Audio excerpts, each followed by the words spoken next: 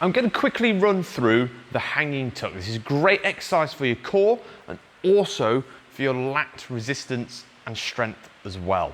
Now, for any of my PT clients, they will know I absolutely love programming this because I think the benefits are really good and there's a lot going on. It's a very efficient movement to get your core strength and upper body strength going at the same time. You will want to find a hanging point. For me, I'm going to use this CrossFit bar.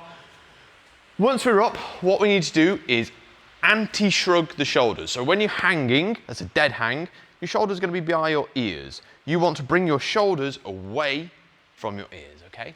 So we're up, shoulders away from the ears. So we're setting the scapulars from here. Then, keeping the feet together in a hollow body position, lift the knees up nice and high towards the chest and come down. Now we need to come down at a slight angle here to resist and prevent the swing. So we want a nice, strict up, pause, down, pause. Up, breathe out, down, breathe in. Up, breathe out, down, breathe in. Keep those feet forward because it stops that pendulum motion and keeps you fairly still and in control of the movement.